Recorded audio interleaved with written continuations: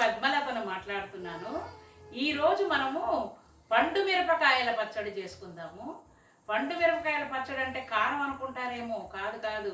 పండు మిరపకాయలు అంటే అవి పళ్ళు అనమాట. చాలా తీయగా ఉంటుంది పచ్చడి కూడా. అది మనం ముందు ఏం చేయాలంటే ఉప్పు, పసుపు, చింతపండు వేసి దంచి పెట్టాము 3 రోజుల క్రితం. ఇప్పుడు అది బాగా మ్యారినేట్ అయి ఉంటుంది. ఇప్పుడు దాన్ని మనం పచ్చడి ఎలా చేసుకోవాలో చూసుకుందాము. ఈ మిరపకాయల్లో కూడా ఏ, సి విటమిన్లు ఉన్నాయి, మెటబాలిజం ఉంది, జీర్ణక్రియ మంచిది, ఆకలిని పెంచుద్ది, రోగనిరోధక శక్తి ఉంది. ఇందులో వేసే మనము మిగతా విటమిన్లు కూడా, ఇందులో వేసే మిగతా పదార్థాలకు కూడా విటమిన్లు చాలా ఉన్నాయి. అవి ఏంటంటే మనము చూద్దాం. ఇప్పుడు నేను చేస్తూ మీకు అన్నీ చెప్తాను. పదండి పచ్చడి చేసుకుందాం.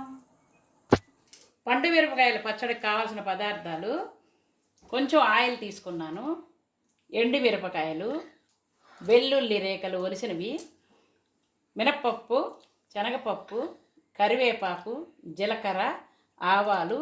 ఇదేంటంటే మనం 3 రోజుల క్రితం పండు మిరపకాయలు, పసుపు, ఉప్పు వేసి దంచి పెట్టుకున్నాం. ఇలా మూట కట్టి గాలి తగలకుండా, నీళ్లు పడకుండా ఉన్న చోట మనం పెట్టాము. పండు మిరపకాయల పచ్చడికి ఒక 1/4 కిలో పండు మిరపకాయలు తీసుకున్నాను, కొద్దిగా పసుపు, ఒక నిమ్మకాయ సైజు అంత చింతపండు, కల్లుప్పు ఇది తీసుకున్నాను. ఇదేంటంటే దంచడానికి. ఇప్పుడు ఇవన్నీ దంచి మనం బౌల్లోకి తీసుకుందాం.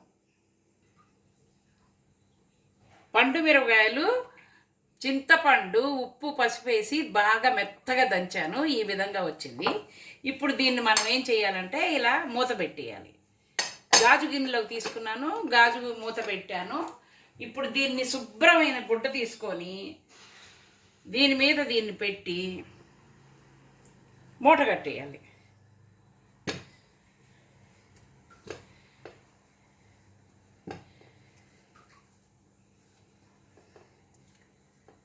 దీన్ని ఇలాగా మూట కట్టేయాలి. జాగ్రత్తగా పగలకుండా గాజు గిన్నె ఈ విధంగా మూట కట్టేయాలి. మూట కట్టేసి గాలి తగలకుండా తిట్టాలి, ఒక చోట పెట్టాలి. మనము ఈ విధంగా గుడ్డలో మూట కట్టిన గాజు గిన్నెలో పచ్చడిని పండు మిరపకాయల తొక్కుని గాలి తగలని చోట ఒక చోట జాగ్రత్తగా ఒక 3 రోజులు వదిలిపెట్టాలి. 3 రోజుల తర్వాత దీన్ని మనం పచ్చడి చేసుకుందాం.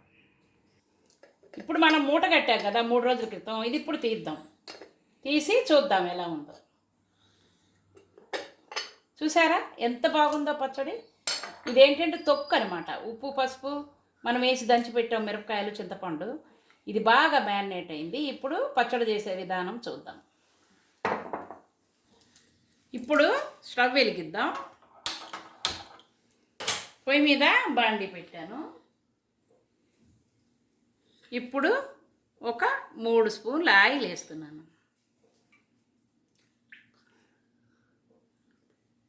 ఆయిల్ వేడెక్కిద్దాం. నూనె వేడెక్కింది. ఇప్పుడు ఇందులో ఒక 2 ఎండుమిరపకాయలు వేసుకుందాం.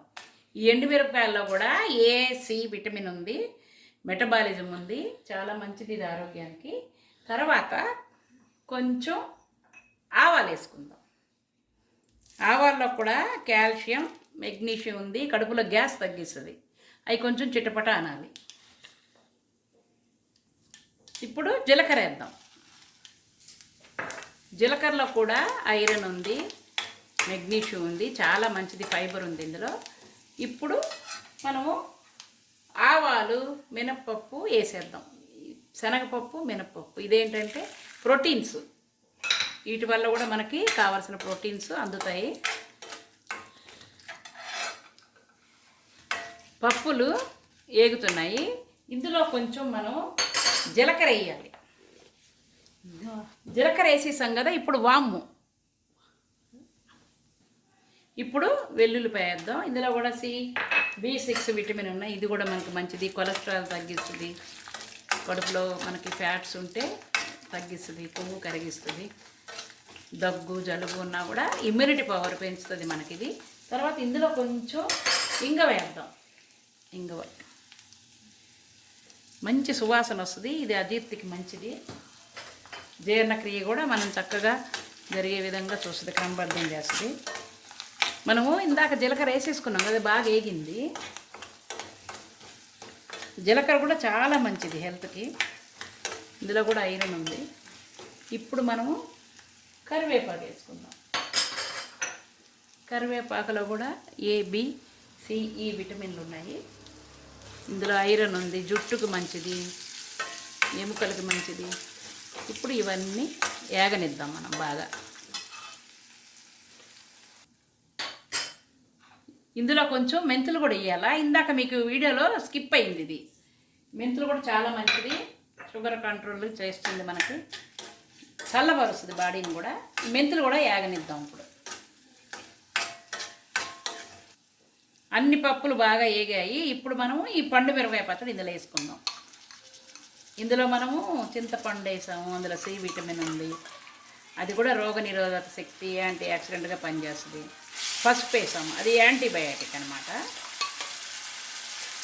ఇప్పుడు ఇవన్నీ బాగా కొంచెం యాగనివ్వాలి, పచ్చడి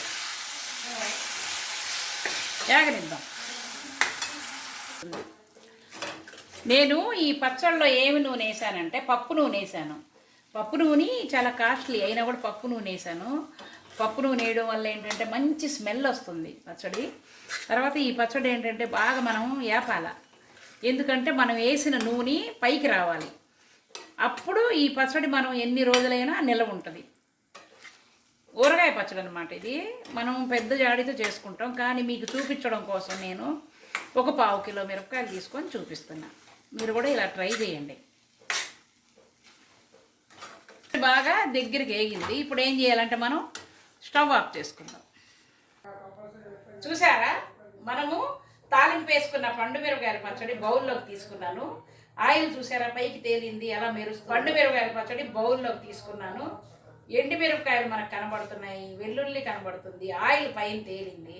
మనము అన్నంలో కలుపుకొని తింటున్నప్పుడు పప్పులు కూడా తగులుతాయి మనకి.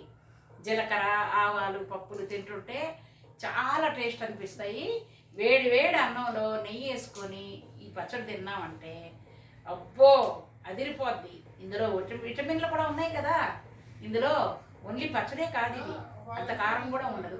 ఇందులో చక్కగా A విటమిన్, C విటమిన్, కళ్ళకి మంచిది. తర్వాత మనకి రోగనిరోధక శక్తి కూడా ఉంది. ఇందులో ఆకలిని పెంచుద్ది, మనకి తిన్నప్పుడు కడుపు నిండా అనిపిస్తుంది మనకి అన్నం తింటే. ఓకే, రండి అందరం తిందాం.